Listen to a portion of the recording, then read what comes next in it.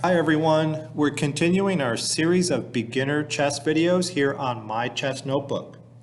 Today's video is all about chess ratings and chess titles. So let's have a look. So what are chess ratings? Well, a chess rating is a number that each player achieves. And the higher your rating, the better a chess player you are. Your rating potentially changes every time you complete a rated game. Whether it's online or in a tournament in person, somebody's keeping track of the result and your rating changes. It can go up, it can go down, or maybe stay the same.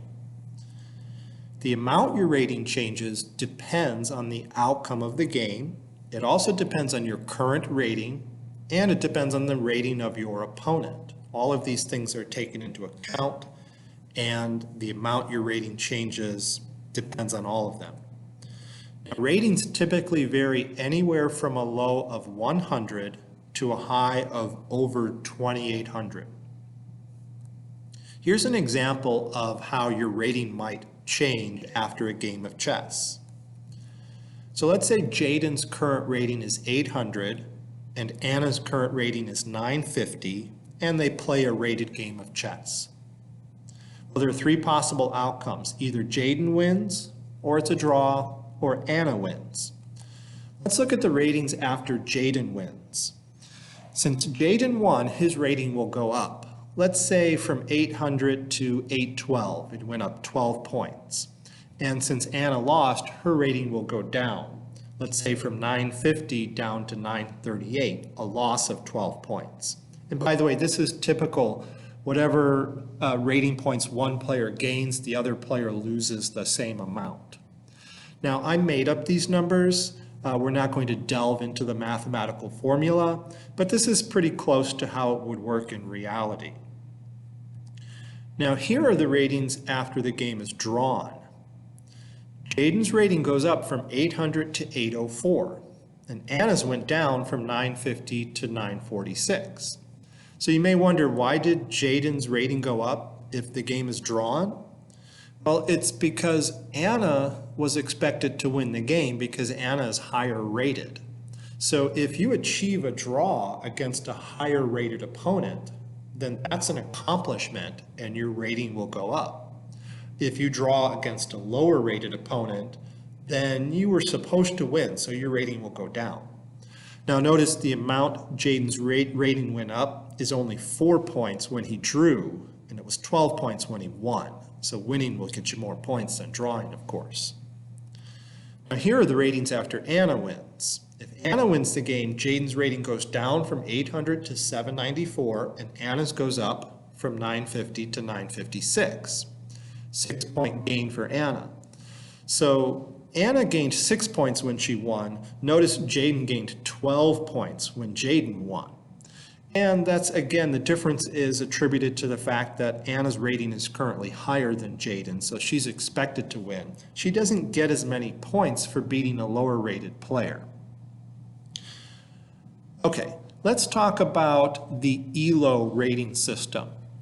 So the most common rating system in use is called the Elo rating system, and it was invented by a physics professor and chess master named Arpad Elo.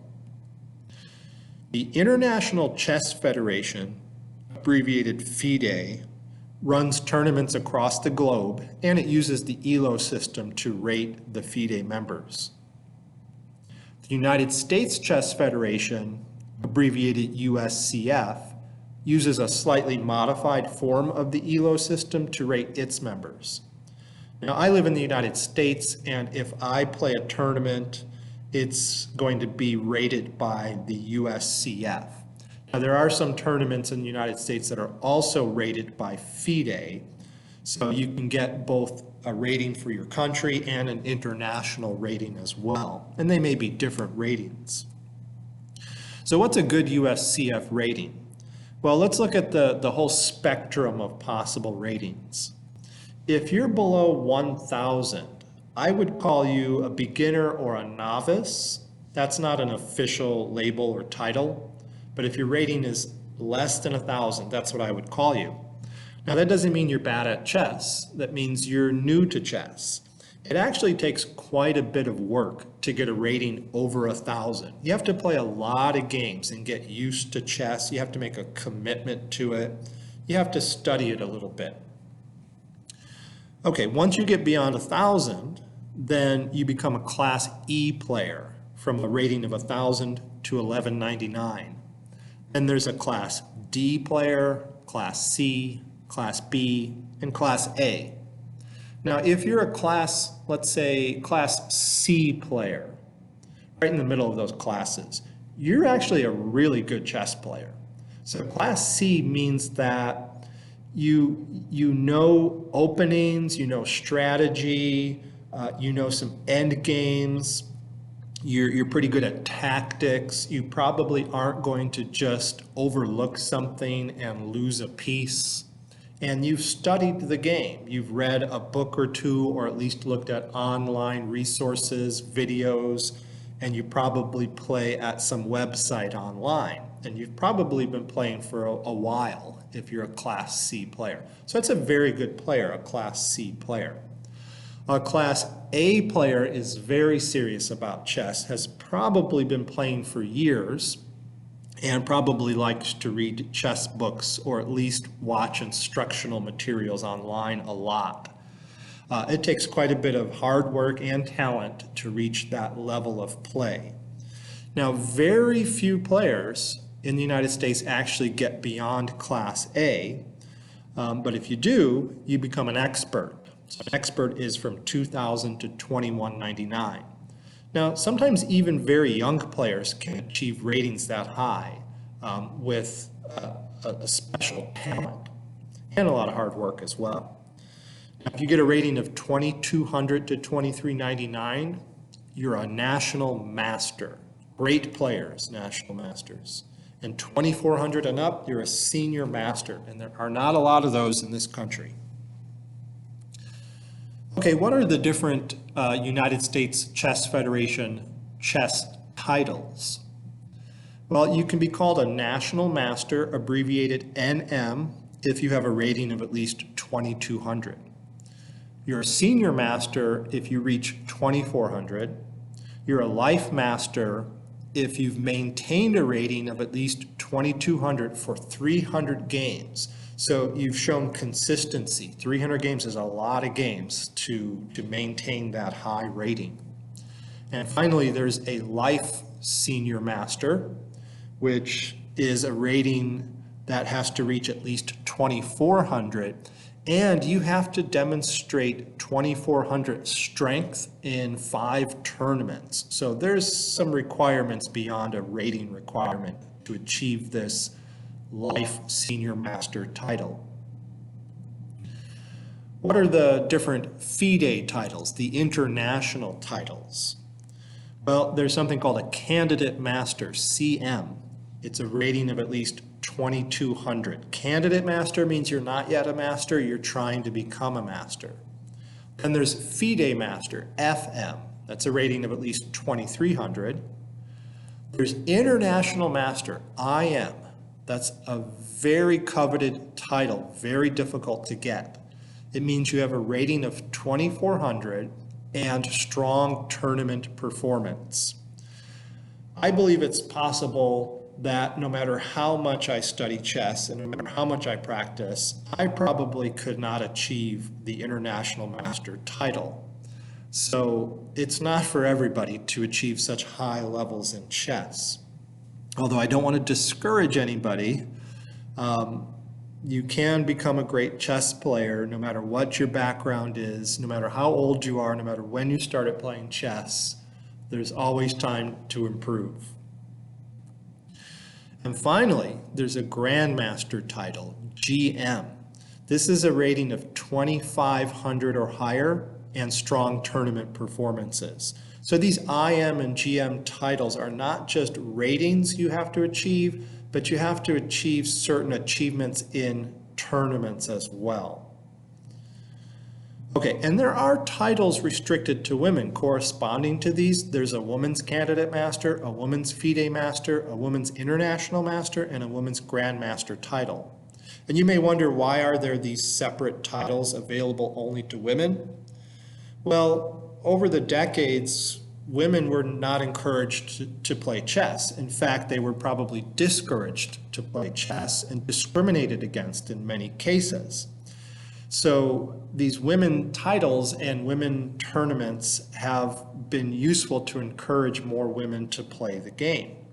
Now, that's not to say there aren't any women grandmasters. With the GM title, there are, and there are many strong women players, and many of them play in tournaments with men.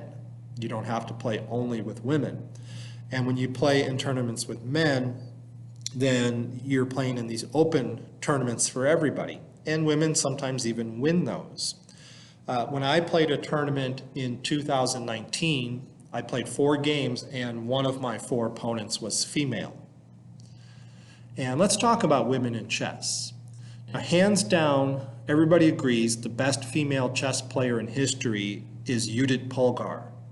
She's a grandmaster born in 1976 in Hungary, and she achieved a peak rating of 2735, and at the time was the 8th best player in the world.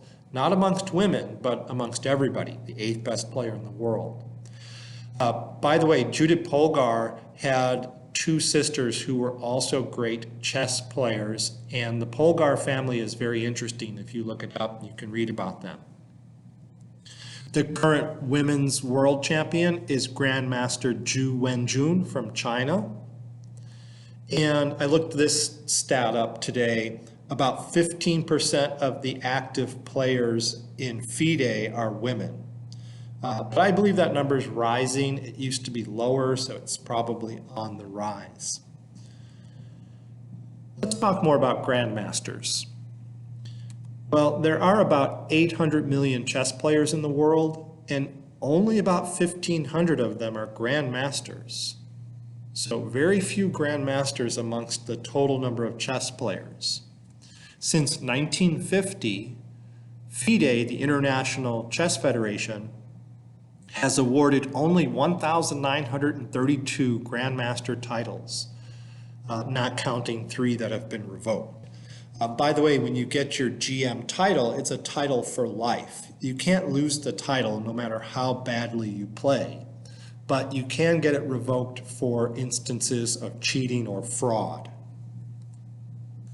Now, players who achieve a rating of at least 2,700 are sometimes informally called super grandmasters, and there are currently 37 such players in the world today. The world champion, here he is, Magnus Carlsen. He's 30 years old, he's from Norway, and the highest rating he ever achieved was 2882. His rating has been over 2,800 for several years now. He's been world champion since 2013. Let's talk about online chess ratings. Different websites for playing chess online, they rate their members using the Elo system or something similar to it. And your online rating cannot be directly compared to a USCF rating or a FIDE rating. You often hear that question. My rating online is 1,600. What does that mean? Am I a good USCF player? What's my USCF rating? Well, you can't really tell. You can only compare your rating within the bubble of that website. You can compare yourself to other users of that website. Online ratings can only be used to compare you to other users of the same website, not even different websites. Different websites have different average chess ratings. For example, my rating on one website is 200 points higher than it is on another website. And that's probably due to the fact that when you first register your account on a website, you have to start your chess rating somewhere, and maybe one website starts people at higher ratings than another website does. So their ratings are going to continue to be higher. Let's talk about ratings and time controls. Now, usually separate ratings are kept for different time controls. Online ratings are usually separated by bullet, blitz, rapid, and classical time controls.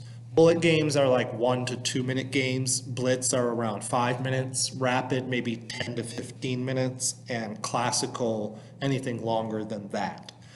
That's kind of funny. Everything is compressed into short times on the internet. In real life, classical time controls, the long chess games, can take hours and hours. Usually you're given at least 2 hours to make your moves. Often you're given 2 hours for the first 40 moves and additional time beyond that.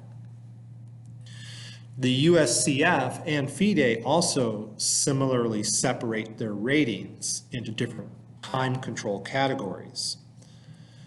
Magnus Carlsen is also the current world blitz chess champion and the world rapid chess champion. So he's like a triple world champion. All right, finally, I want to talk about computer chess ratings and how computers compare to humans.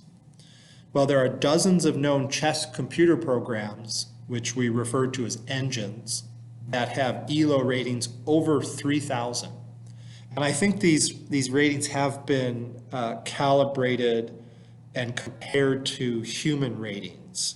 So they're comparable. So over 3,000. Remember, Magnus Carlsen's highest rating was 2882. So there are dozens of computer programs much stronger than the world champion.